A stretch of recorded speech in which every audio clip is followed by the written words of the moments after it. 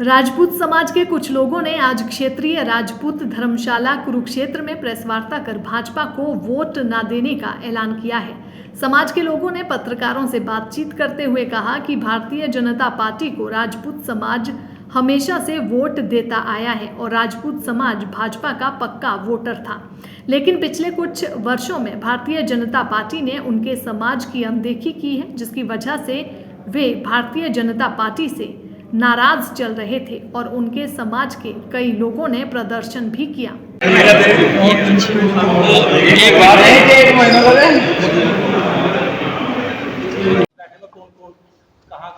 नहीं देखो, हाँ, पूरे प्रदेश के लोगों की आज मीटिंग यहाँ पर बुलाई गई।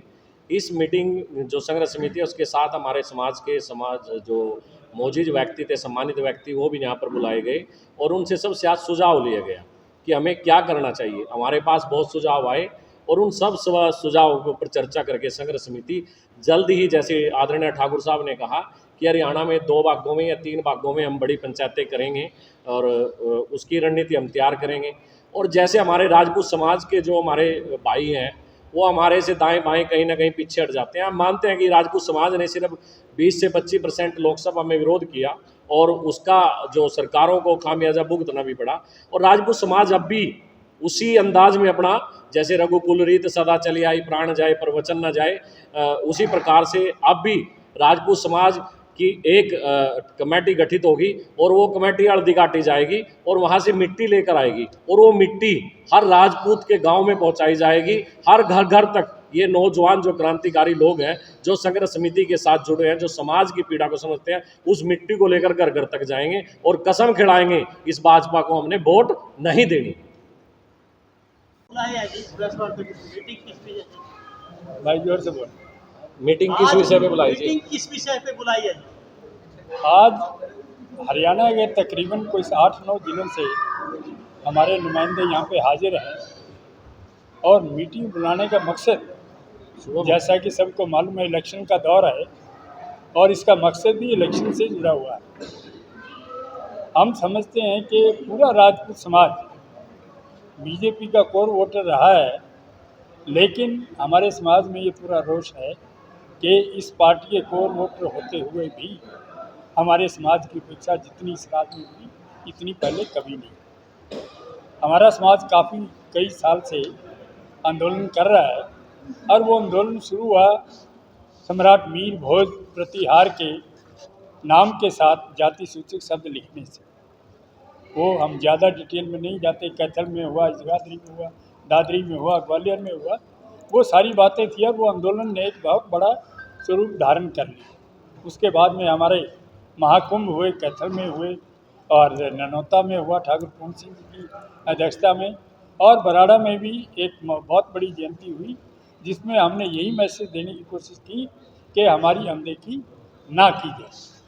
तो इस वक्त भी हम थोड़े दिन पहले चीफ मिनिस्टर से मिले थे और हमने उनको कहा था, उनके आमंत्रण पे ही हम वहाँ गए थे, तो हमने अपनी मांग सबसे मुख्य मांग यही रखी थी कि आप एक विधेयक लेके आए, अपनी असेंबली विधानसभा में विधेयक लेकर आए कि महापुरुषों की फोटो के साथ या उनकी मूर्ति के साथ कोई जाति सूचक शब्द नहीं लिखा जाए। और हमने ये भी कहा कि अगर ये आपके अधिकार क्षेत्र में नहीं है तो असेंबली में एक प्रस्ताव पास करके आप केंद्र सरकार को भेज दें कि ये राजपूतों की मुख्य मांग है। इसके अलावा और भी बहुत मांगें थी, उसका उल्लेख हम नहीं करना चाहते, वो सेकेंडरी डिमांड है। हमारी सबसे मुख्य डिमांड यही थी और ये उन्होंने मानी नहीं। हमारे समाज का वहाँ अपमान हुआ, इसलिए हम बीजेपी का पूर्ण विरोध करेंगे इस इलेक्शन।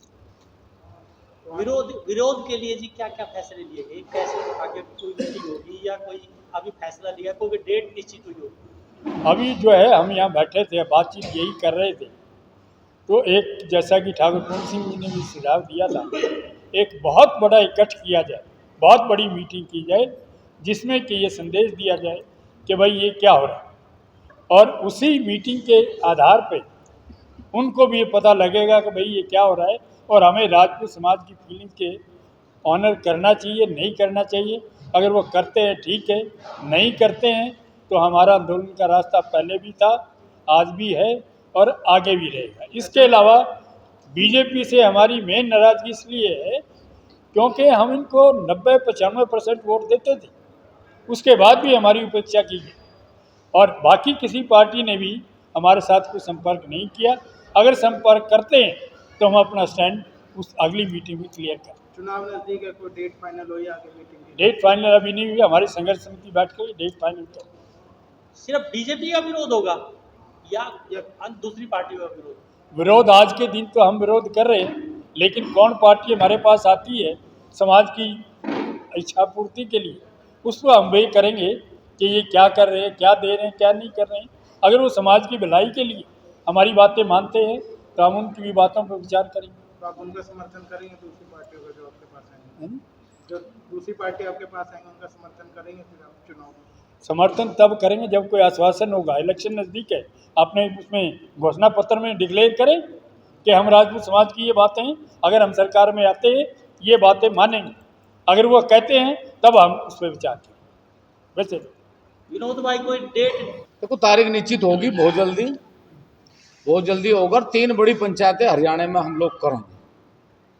चुनाव के समय तक 3 बड़ी पंचायतें करेंगे और पूरे हरियाणा के समाज को 3 हिस्सों में बांट के हम लोग अलग अलग पंचायतें करेंगे। संघर्ष समिति दोबारा से बैठेंगे, फिर चर्चा करेंगे और बड़ी पंचायतें करेंगे और बड़ी पंचायतों में निर्णय लिया जाएगा। आज ये स्पष्ट हो गया कि जिस सरकार में हम लोग पिछले 2 साल से लगातार निरंतर लड़ रहे, उस सरकार में हमारी कोई सुनवाई नहीं हुई। हम किसी पार्टी के न विरोधी हैं न समर्थक हैं। हम स्वाभिमान की लड़ाई शुरू से लड़ रहे। जो आज तक आंदोलन हुए पंचायतें, उनका नाम भी क्षत्रिय स्वाभिमान महाकुंभ था। हमने किसी पार्टी या किसी व्यवस्था का नाम नहीं रखा। मुख्यमंत्री के लाख बार कहने के बावजूद भी, लोकसभा में इतना बड़ा नुकसान होने के बावजूद भी मुख्यमंत्री या सरकार पर कोई असर नहीं दिखाई दिया। इसका क्या कारण है वो समझे, ये उनके सोचने की बात है।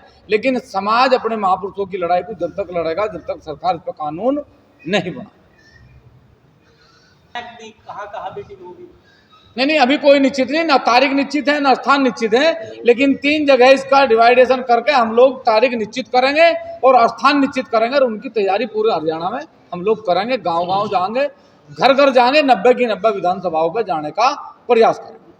मुख्यमंत्री से मीटिंग होने के बाद विनोद भाई, क्या आप मुख्यमंत्री की मीटिंग से संतुष्ट हैं?